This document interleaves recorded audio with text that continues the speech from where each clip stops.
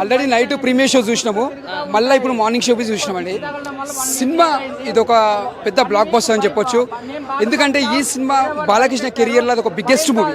ఎందుకంటే ఇది 4వ సినిమా హ్యాట్రిక్ అలది. ఒక లెజెండ్, ఒక సినిమా, అఖండ 2.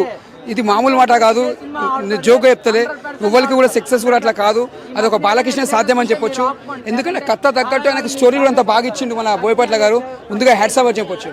ఆయన ఒక సంవత్సరానికి లేట్ కానీ 2 సంవత్సరాలు లేట్ కానీ మళ్ళీ బోయపాట్లనే మళ్ళీ ఒక భగవంతుని సినిమానే తీయాలి. అది కూడా బోయపాట్లనే తీయాలి సినిమా. అసలు ఈ సినిమా చూసుకుంటే ఓవరాల్ గా బాలకృష్ణ యాక్షన్స్ ఏ విధంగా ఉన్నాయి? ఆయన నిజంగా చెప్పాలంటే నిజంగా ఋషి లెక్కనే ఉన్నాడు.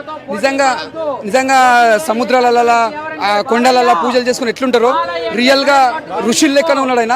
ఆ గెటప్ కానీ, ఆ ఐస్ కానీ, కండ్లు కానీ రియల్ గా చూడడానికి ఆ గెటప్ మాత్రం సేమ్ అట్లనే ఉన్నాడు ఆయన. తమన్నా మ్యూజిక్ కొద్దిగా ఎన్నో ఇంటర్వెల్ తర్వాత బాగుంది, కొద్దిగా స్లో అనిపించింది. కానీ ఇంటర్వెల్ తర్వాత లేవటండి సౌండ్ మొత్తం మంచిగా చూపించింది. జర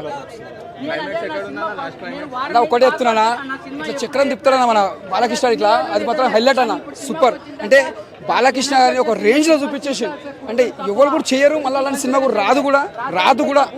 మన ఇంకోటి ఏంటంటే కుంభమేళకి దండం పెడతా. ఎందుకంటే నేను పోయేసిన కుంభమేళకి చదవక్కర్లేదు, భగవద్గీత చదవక్కర్లేదు, భాగవతం చూడక్కర్లేదు, మీరేం చేయకండి, శివోహం అని అనుకోండి.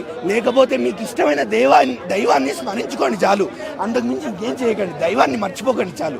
అనేది బాగా చూపించారు. జై బాలయ్య, జై బాలయ్య. నేను ఎన్నిసార్లైనా చెప్తా జై బాలయ్య. నందమూరి తమన్కి మాత్రం 3 సార్లు జై అన్న. తమన నా గొంతు పోతుందన్న, ఏం బీజిఎం అన్నా. మనకి ఎప్పుడు స్పీకర్లు పగిలిపోయాయి అని న్యూస్లు వస్తాయి కదా, ఈసారి చెవులు పగిలిపోతాయి, చెవుల్లోంచి రక్తాలు కారుతాయి.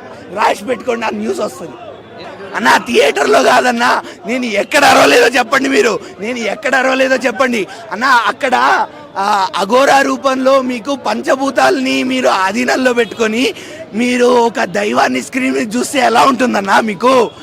అలాంటిది ఆ సీన్లో బాలయ్య బాబు గారు ఉంటే ఇంకెలా ఉంటుందన్నా? అదే జరిగింది నా గొంతుకి, అదే జరిగింది అన్న. నేను ఎప్పుడు దైవాన్ని ప్రత్యక్షంగా చూడలేము. ఈ సినిమాలో నిజంగా కళ్ళకు కట్టినట్టు చూపించారు బోయపాటి గారు, ఎస్పెషల్లీ బాలయ్య బాబు గారితో.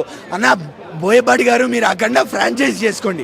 అఖండాన్ని ఫ్రాంచైజ్ చేసి ఓ 10 పార్ట్లు తీయండి. మీరు ఓ 10 పార్ట్లు తీయండి. సనాతన ధర్మం గురించి జనాల్లోకి ఇలానే డ్రగ్స్ ఎక్కిస్తూనే ఉండండి.